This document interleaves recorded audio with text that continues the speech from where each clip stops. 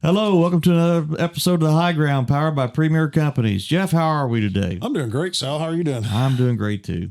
That's awesome. Who we got today? We've got a Who do we have today? Well, a returning crowd favorite.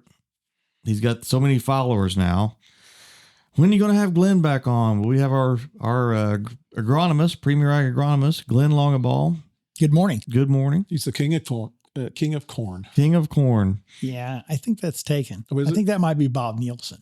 Okay. All right. Well, but yeah, I like the way I like the way you're thinking. You the prince? Yeah, I could be a prince. You'd be a prince. Yeah, my pronouns are he, him. As opposed to being a princess of corn. And flagged again. We're flagged again. We had to start out right out of the gate. Yeah. Right? We'll work on getting you a crown. Okay. Thank you. Sash. Let's work on the question of the day. Absolutely. All right. So this is, I think we're all over 50 here. And barely, right? Mid 50s, at least. What is your best back when I was your age go-to story? Man, I have so many of those. The older you get, the more you use that, right? But I've got a good friend, right? And he's constantly giving me grief about my endurance, right? And it's like, man, when I was your age, I'd have walked your butt off in the mountains so quickly, because I used to really pride myself when I was younger. I've always been an avid hunter, but I spent some time out west when I was in college, and feel pretty comfortable in the backcountry, and have done a lot of backcountry backpack elk hunts, mule deer chasing, that sort of thing. And, used to really pride myself on my endurance in the mountains. Yeah. Right? And eyesight, right? Whenever I was an All-American, I never had to use a spotting scope to pick my knocks out at 90 meters, which is like 98 yards, or 98 yards, 2 feet and a few inches, right? Just short of 100 yards. And I could pick my own knocks out. And today, if I don't have cheaters on, I can't see my telephone or my computer. It's 3 feet in front of me. So yeah, there's a lot of back in the day. I could really see this, that, and the other. So, but yeah, time catches up with us all. It does. It does. I think we all three of us have our cheaters out. Nobody gets out alive. Jeff, Yeah. What was yours? Mine is probably, I think my favorite thing to talk about is my first car phone. And it was not a mobile phone. It was, a huge box, bolted down in the trunk of your car. You had to schedule a time to go in and have it installed. Then when you change company cars, you had to go schedule a time to have it de-installed. Analog. Oh, it was pre-bag phone then. Power inverter. Pre-bag phone. Yeah. Yeah. It was mounted in the trunk, had a big pedestal up there on the floorboard. Oh yeah. I remember Gee, this. you had great service. Those are full 3-watt phones. They were great service. Sure. If you were in an area that had service. Sure. Had a fan on it because it get hot, probably. God. Yeah. Yeah. Bag phones used to get really hot. Yeah. They did. $600 a month phone bill, probably. Absolutely. Or more. People have no idea. Those were the good old days. Those were the good old, all that analog power going right into our heads. But even with a cell phone like that, or car phone, I traveled the whole state of Michigan and Northern Ohio. I also knew where every drive-up payphone was back when you could still find a payphone. And you had a calling card. Yeah, you pulled up and you dialed in your AT&T, long distance code. Yep. And yeah, you could sit there and make calls. Yep. Setting up your next call of the day. Yeah. Or call me after a certain time because the rate's cheaper. Yeah. I almost completely forgot about calling cards. Yeah. You had a little. I still remember mine from the Marines, 677-190. That's all we had. Yeah. Yeah. Oh yeah. That's better than quarters. Yes, absolutely. Oh, I remembered customer. I still know a lot of my old customers from my chemical rep days. I still remember their business line, because you didn't have automatic redial. You had to punch it in every time. Sure. The full number. And if you got a busy signal, you punched it in again. Yeah. Isn't that funny? I remember numbers I haven't dialed for 30 years. Mm-hmm. And now with I can't tell you all my kids' cell phone numbers because it's I on couldn't speed tell you dial. my dad's. It's all saved. Yeah. Oh, no. Yeah. Well, mine would probably be, I get a chance to help out with basketball and a few other things with my daughter being in sports and stuff. And to hear kids say they're tired, I'm like, gosh, when I was your age, I didn't even know what tired was, or Right. what. I was never hot. Do you ever remember being really hot or cold when you was a kid? Never. No. Yeah. Sunscreen, never had it. Yeah. That's true. Drink out of the garden hose. Of course. We didn't have water bottles. Well, you had to rinse it off because it was stuck down the water trough. Yeah. No. You had the good hose and you had that hose. Yeah, there's. We could just do a whole episode on this. Oh, we probably could. Absolutely. Absolutely. Oh, just get off memory lane and let's go talk about what's going on in agronomy. What current events? Yeah. When? So, well, there's lots of current events in agronomy, right? And, well, in agriculture in general, right? It's been a tough year, not yield wise, but commodity wise, it's really been a tough year. And we just had an election and everybody's excited to see what that will, what will transpire in agriculture. And I'm cautiously optimistic, right? Last time Trump was our president, he did a pretty decent job of trying to, create a trade balance with China and other countries. And if he had any extra revenue, he'd kind of push it our way. I don't hear that same level of intensity out of that camp, right? And I'm kind of, I guess, I was in high school when Jimmy Carter was president. Embargo. And he he did a lot of the same things that talk about when I was when I was your age. Yeah, and when you have a cheap money policy, when you have policies that create cheap money and inflation, that initially is really good for agriculture. But when you go to reconcile that, like we did during the Reagan years, that is not particularly good for agriculture, right? And that's kind of where I see we're at, right? We just came off of a very liberal, very progressive policies to now probably going to be more conservative. And yeah, it makes me a little anxious as a grower, especially when we've got, a little over $4 corn and not quite $10 soybeans or right at $10 soybeans. It makes you very anxious, right? Until some of this you've seen before, Absolutely. It feels like deja vu, right? It seems like, I've been to this party before. I didn't get spanked by it, but I did get out of college in 1985. And man, I'm telling you, 1985 was about as bad for agriculture. In fact, some economists that adjust for the value of money will tell you that the mid 80s were worse for agriculture in this country than the Great Depression. Yeah. So yeah, I'm high interest rates. Absolutely. That is one of the big differences today between the early 80s is we don't have the big interest rates, right? We don't like the interest rates we have. Yeah. Because we were spoiled for several years. But at least they're not 16, 17. 18. Yeah. But, that kind of brings us, today's topic is probably going to be around biologicals, biostimulants. Some of these, it's almost like alternative medicine for agriculture is probably the best way to put it. And it's not to say that, that these products don't have some value, right? We have plenty of examples that work, right? When you think of Bradyrhizobium japonicum, it's the inoculant that we use to create that symbiotic relationship between soybeans and a bacteria colony. And, that's been very successful. And we only supply, typically the nitrogen that we supply to soybeans is either fixed through this symbiotic relationship, or it's just leftovers from a previous crop, or it's the degradation of organic matter, right? We really don't supplement any nitrogen at all on soybeans, which happens to be a leguminous crop, right? And is a very intensive user of nitrogen, right? You consider what we remove from soybeans is protein, and one of the key components of protein are amino acids, and the building blocks for amino acids are amines, right? It's nitrogen. So soybeans will use 4 to 5 bushels of nitrogen, 4 to 5 pounds of nitrogen is what's required to raise a bushel of soybeans, right? Wow. So yeah, I mean, there's been some great, you think about Bacillus thuringiensis, that may sound familiar. That was that was where they basically gleaned the genome to allow for corn borer resistant corn, right? We think about BT corn, some of the first transgenic corn,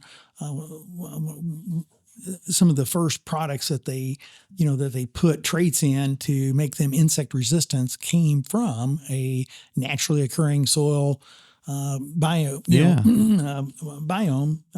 called Bacillus thuringiensis, and it basically was a bacteria that made certain orders of insects, primarily lepidopteran insects, sick at their stomachs, right? And it became economic because it was screwing up silkworm. It was screwing up silk production, right? It was killing silk larvae, which is that's the larvae, the worm of a lepidopteran insect. And that's how it was discovered. And it's still used today in vegetable crops as I think the brand name is called Dipel. So yeah, been lots and lots of great examples of biologicals and biostimulants working.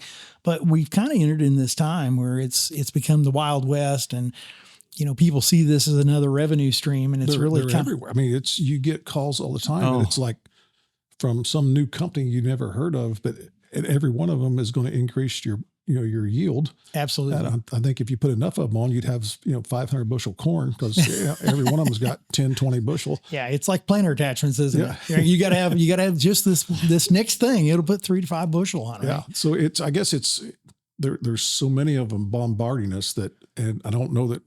I know I don't understand them at all. Sure. And I'm not farming, so I don't have to. But and I'm sitting there thinking, okay, I used to have $6 corn, now I got $4 corn, and these guys are all wanting a piece of the pie. I don't know if I have a piece of pie to offer them. So how do you make sense of this? And that's a great question, Jeff. I mean, you're talking about a segue, right?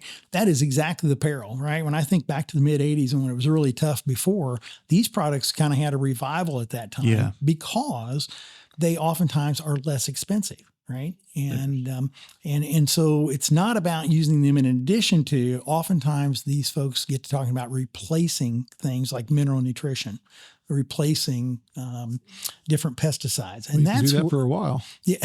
Sometimes you can. Sometimes you don't even get by with it the first year, right? Look at organic farmers. They typically, organic farming is such a misnomer, right? People think that they think of organic farming and they think of no traits and no chemistry, and it's inherently safer.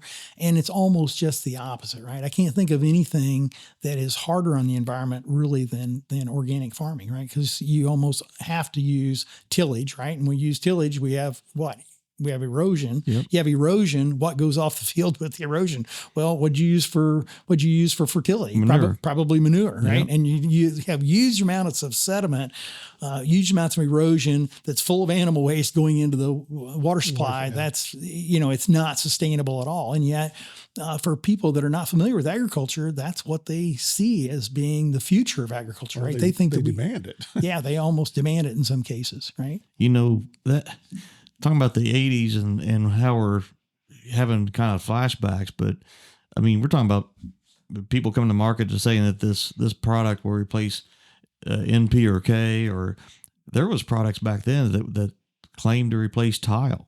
I mean, they sold soil conditioners. Absolutely. And people, whenever things are tight and you're wanting an answer that only costs $8 or $4, the temptation is just, it's almost too much. Yeah. Yeah. And I think that before we hear some of the things and the events around this, but at Premier Ag, we are a cooperative system, and we work for the co-ops, work for the farmers, owned by the farmers. And Jeff said it, we get bombarded with stuff, and now we steer these to Glenn to get the stamp of approval. And Glenn said, when these things first came out, that there was not the amplitude or the frequency of response to warrant the application in a lot of times.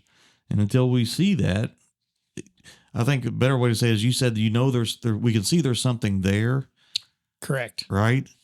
But how much is it, and how consistent is it? Yeah. So, when I think about biologicals, we've already talked about how crowded the field is, right? I mean, there are becoming not hundreds, but thousands of companies, right? That all have some microbe that they have some science, right? And sometimes it's even peer-reviewed studies that say that Bacillus amyloliquefaciens, for example, has these antibiotic, antifungal, nematicidal, right? It has these properties, and we know that it it has these properties.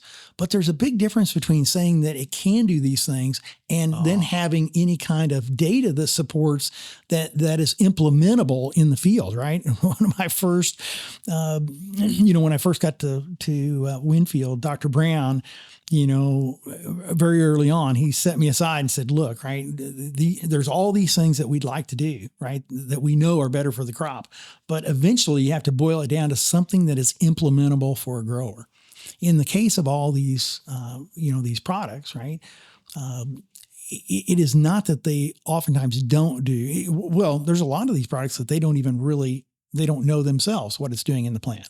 For some, they have enough insight to know that it is protecting the roots. It's causing a signaling of flavonoids or whatever, right? They have some small understanding of what it's doing in the plant, but most of them have no.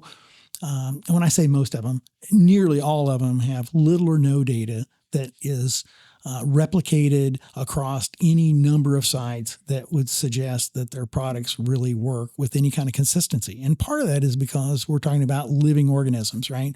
And so when I think about biologicals, one of the things that Winfield United, right, which is our, I guess we'll call it our mothership, right? It's the cooperative, right? If those listeners that are familiar with Land O'Lakes, or Winfield is an arm of Land O'Lakes that sells input products to cooperatives like ours, right?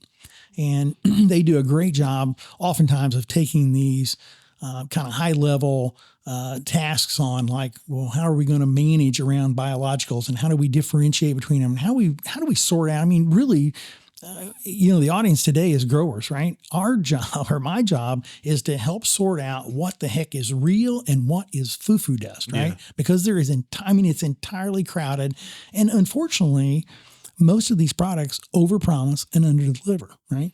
Yep. And so when you think about, from that standpoint, this is what Winfield United was trying to bite off, right? Trying to chip off. And so one of the things they did was they decided to categorize and create a program called BioVerified, right? So when you think about biologicals would suggest that it's a living organism.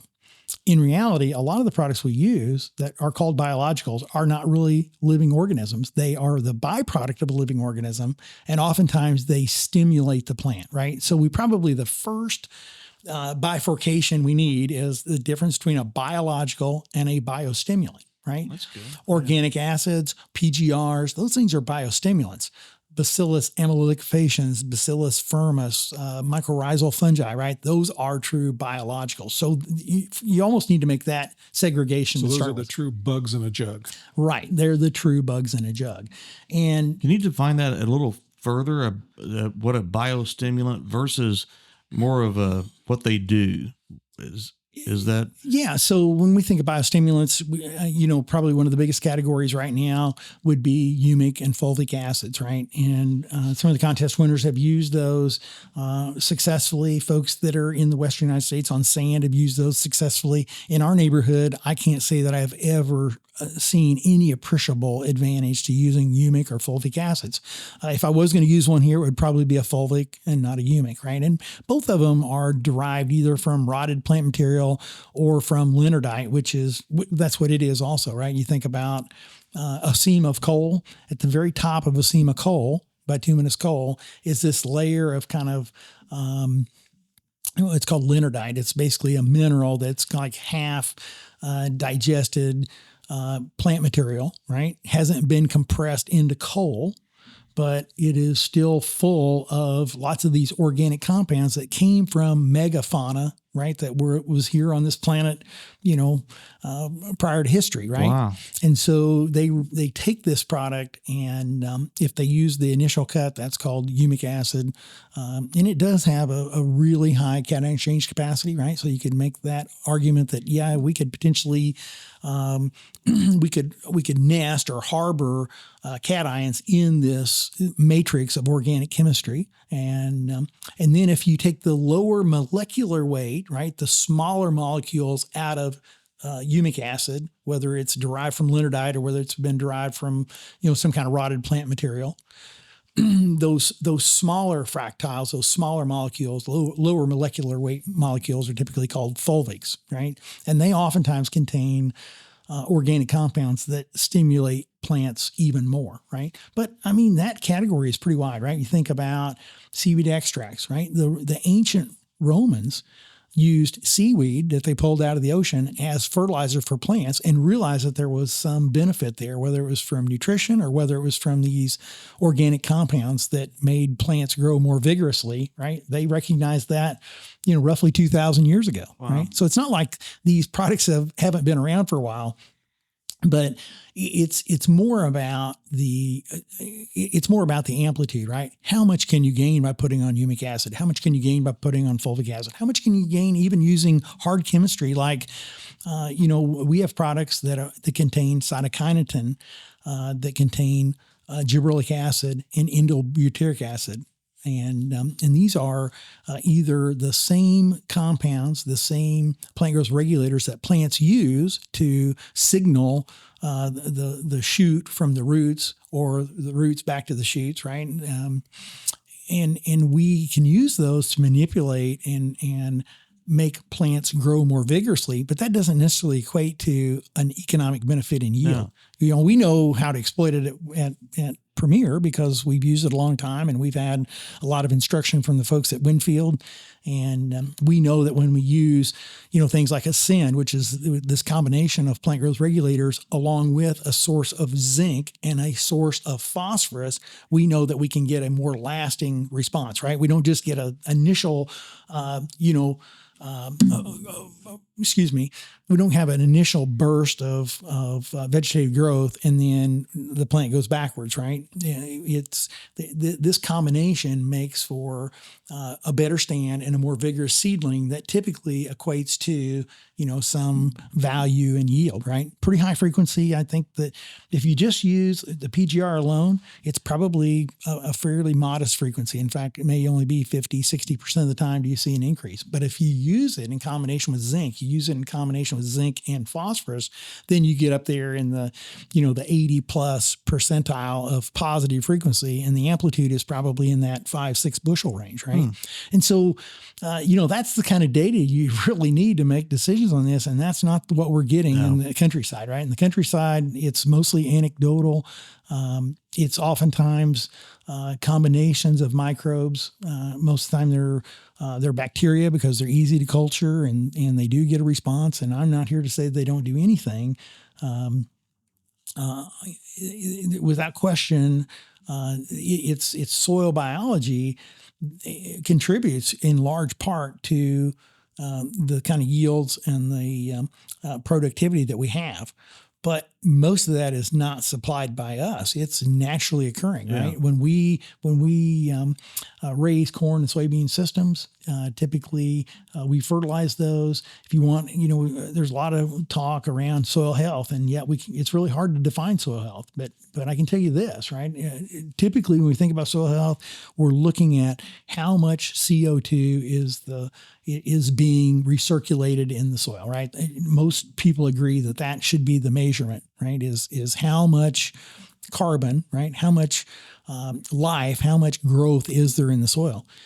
You show me a soil that has poor fertility and poor drainage, and I'll show you very little. I'll show you very little soil health. You show me a soil that has good fertility and has good drainage, and I'll show you a soil that has great soil health, right? And yet, which one of those has been intensely managed? The one that has internal drainage, the one that has been raising 250 bushel corn, it will almost always have more exchange of carbon. It'll have more biological activity, right? I remember visiting with some guys from SDSU, South Dakota State University, that had been over to visit Francis Child's operation, right? And Francis Child, prior to this modern group of contest winners, Francis Child was kind of the king of corn productivity. And they were suspect, right, that Francis was really raising the kind of corn yields that he said he was raising, and he was documenting. And of course, he was turned in by his ex-wife for cheating, right, leaving some, and kind of soiled his reputation. But I don't know that anybody visited that farm that didn't go away from there saying, you know what, whether he cheated this year or not, there's no question there was something unique going on. And the guys with, SDSU, they were suspect because they're like, look, he doesn't get enough sunlight over there. He has too many cloudy days. We have, we're going to go into irrigation and we're going to put on rainfall, we're put on water without, all these cloudy days. And there's no way he should be able to out yield us. And it's like, really? And that's accounting for this, and this. And I remember saying, well, the only thing we can't account for is the fact that he has about 6x or 10x the microbial activity in the soil that we have in our part of the world, or that we've really documented almost anywhere else in the country. Now, some of the things you need to know about Francis Child was, prior to him becoming a contest guru, he had put on huge amounts of hog manure for lots and lots of years. Probably 20 years of hog waste had gone onto that ground, was my understanding, right? I don't have that history, but it was like a lot of contest winners, right? They fall into one or two camps. They fall into, they're irrigated and they spoon feed and basically are running a Hagelin solution every day, or they come from an area where they have a huge buildup of mineral nutrition. And typically that comes from what? Manure. Yeah, it comes from animal waste, right? And so, and this is kind of another one of those unsettling things that you see right now is you have these contest winners that have maybe made a living out of selling their wares, basically sponsorships. Yeah, being sponsored by biological companies, and then paid to repeat it. Yeah, and then they turn around and they're really quick to point out that, hey, and we're really good stewards, right? We're not using hardly any nitrogen. Well, no, but you've got, you've got this huge reservoir of organic nitrogen over here, right? And so it's not really applicable to what most of our growers are doing, right? If I was going to consult a grower, these are tough times. We all are trying to find a new notch in our belt, right? I mean, it's not like we're just going to tighten our belt. We're looking for new holes. Yeah. But there are some things that are absolutely mandatory, right? You can't raise corn without nitrogen. You can't raise corn very many years, or soybeans very many years, without P&K, right? So those things are absolute table stakes, right? There's no microbe, even if it increases the availability of phosphate or potassium, or releases some small amount of nitrogen. There's no microbe that's going to appreciably replace mineral nutrition, because we farm in an open system and we're constantly removing N, P, and K. When it comes to crop protection products, right?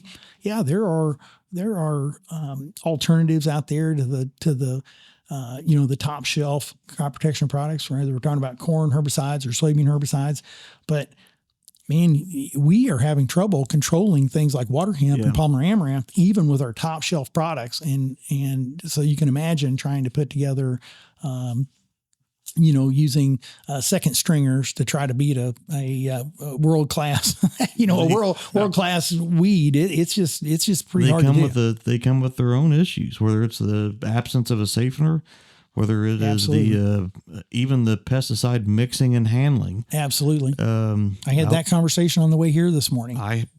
Matter of fact, I had one.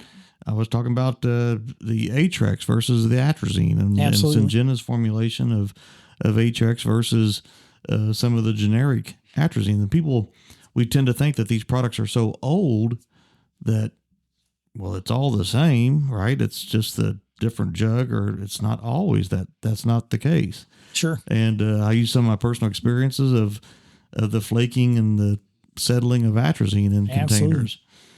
Yeah, the one I had this morning was around mesotrione, right? And those of you that are familiar with Callisto probably recognize that we've had plenty of problems historically getting it to mix with just everything, right? I mean, you have to be very cautious. It's a suspension. It's an SC formulation, a suspension concentrate. It needs to go in earlier, make sure it's completely bloomed in. But even when you do everything right, occasionally you'll have a mess, right? Well, just imagine if you've gone from Syngenta formulated formulated mesotrione, even if it's in a private label brand like Incinerate, to something that is truly generic, right? And you don't know whether it was made in India or whether it was made in China. You don't know if it was three witches, standing around a cauldron going bubble, bubble, toil and trouble. I mean, that actually makes me lose sleep thinking about the potential messes that we can have, because it's a hard chemistry to formulate, even when you are the original manufacturer of mesotrione, right?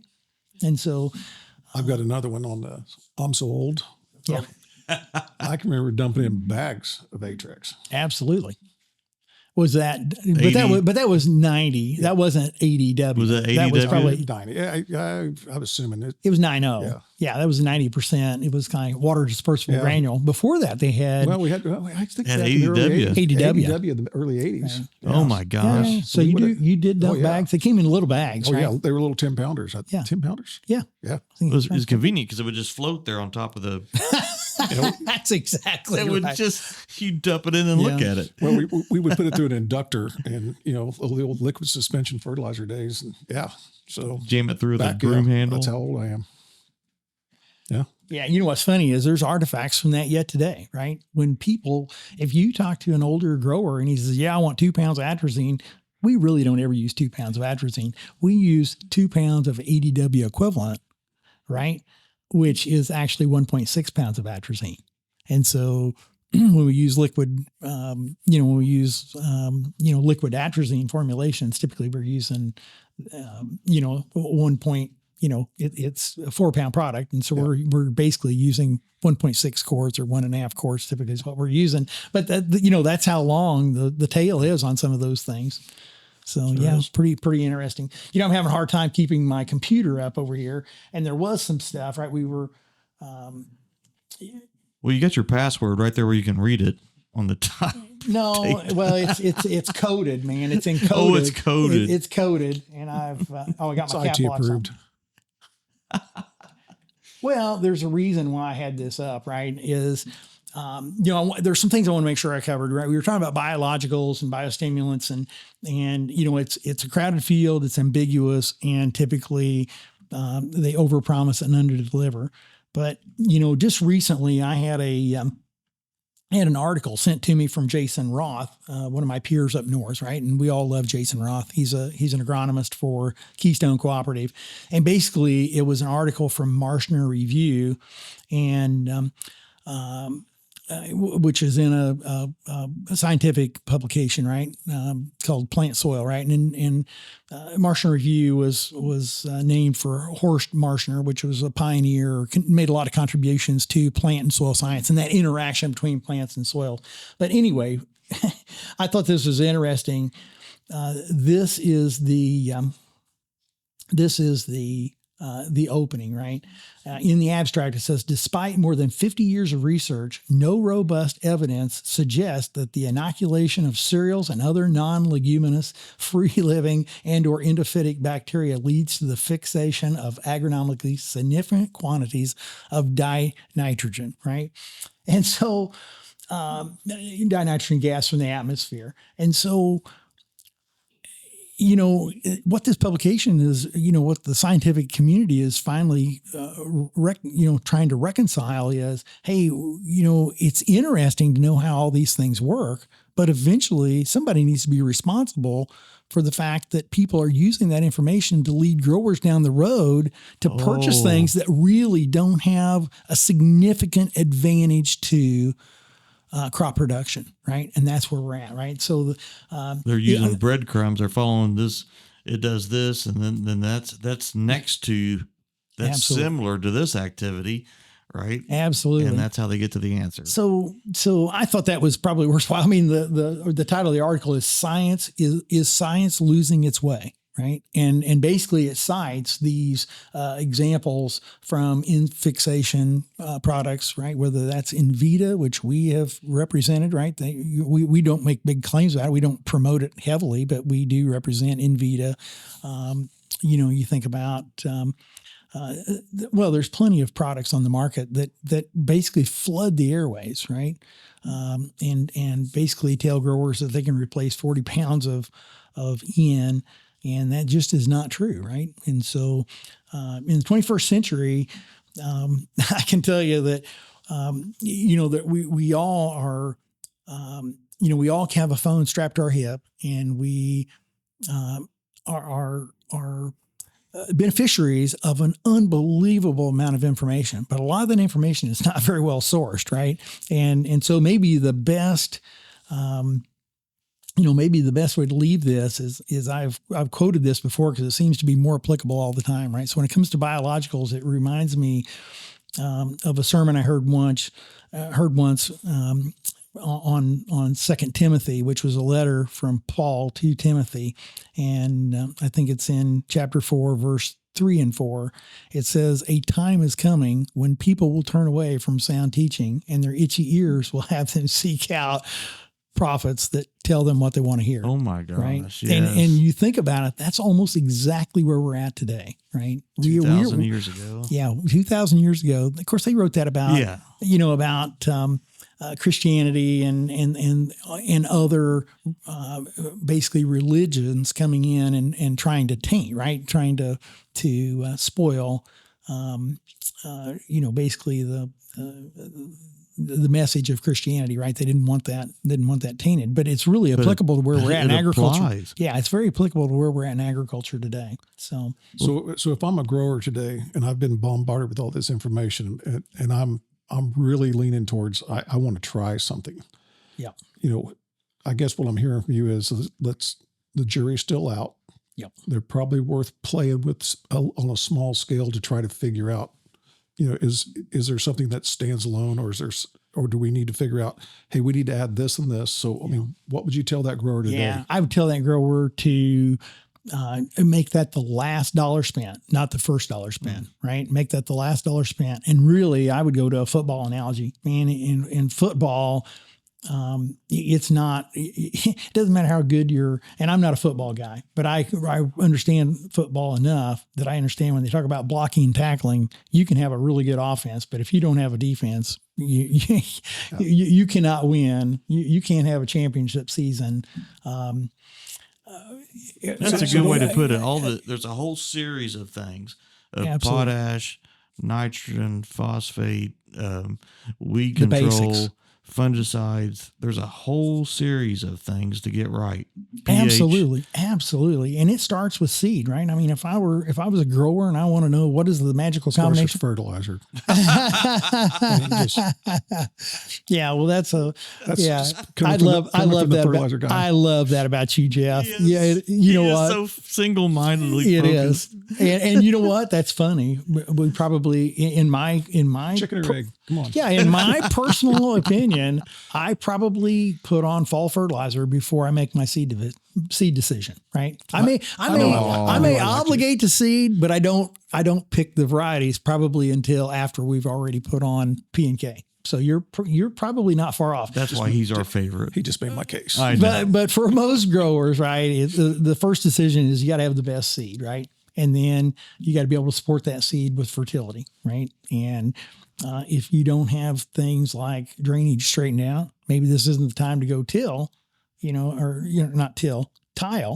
but it's certainly a good time to think about maybe improving your surface drainage, right? Those things absolutely will make a bigger impact, right? Those are the fundamentals. Yeah, just the fundamentals. That's the blocking and tackling. Yeah, that's a blocking and tackling. You can't raise great big crops, and you can't be competitive in the market if you have weedy fields, right? Weeds remove a lot of bushels, and so you got to have good nutrients. You got to have good crop protection. Yeah, it's competing for water, it's competing for light, and it's competing for nutrients.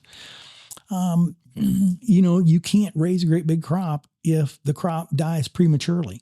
And one of the biggest problems that I see with folks that are not independently wealthy, and even some that are independently wealthy, is that when it comes to in-season management, those in-season management decisions need to be made before you're in season.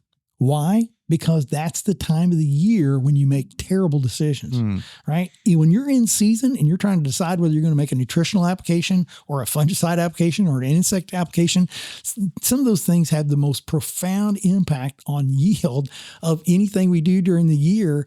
And when are we making it? At the time of the year when we have the least cash on hand. And so we're almost my looking gosh. for reasons. Well, gee, it's a little bit dry, or I think that we're going to get a toad strangler. You can, as a grower, you can find a million reasons not to spend another dime. And so I would tell growers that this is a great time, right? While the chemistry is cheap, tie it up. If you're going to prepay for something, prepay for those inputs that are hard to turn loose of in season that have a profound impact. It's like me. I don't particularly like, some people love to side dress. They love to drive through their crop. They love to see, every square inch of the ground. Side dressing is probably one of the single most stressful things I do in the course of the year, because one, I have a day job and with you folks, right? Mm-hmm. And in addition, I'm almost never done with planting. Yeah. And it's just one of those things like, oh my gosh, this has to be done. Because what happens if I get a big toad strangler, some big rain event, and I can't finish it, right? So there is this anxiety when and I also don't like to run over corn, right?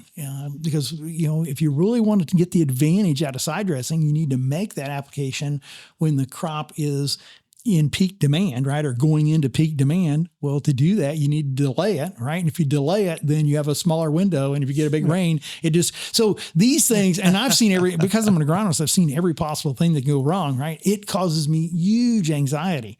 And yet when it's done, I can't think of another thing I've done to my crop that probably has a bigger impact on yield than going in and side dressing, right? It allows me to produce the most bushels on the least amount of nitrogen because I'm putting it out there following the 4 R's, right? I'm using the right rate. I'm using the right, which is significantly less. I'm using it in the right form.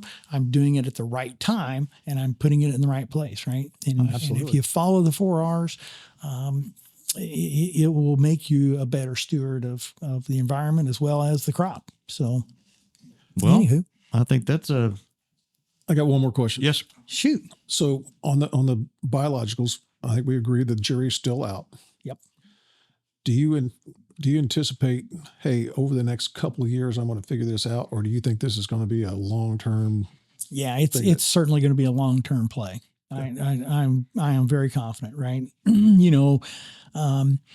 These nitrogen fixing bacteria that were supposed to work on cereal grains, just like Bradyrhizobia works in soybeans, right? Leguminous crops is a perfect example. Was there something there? Absolutely.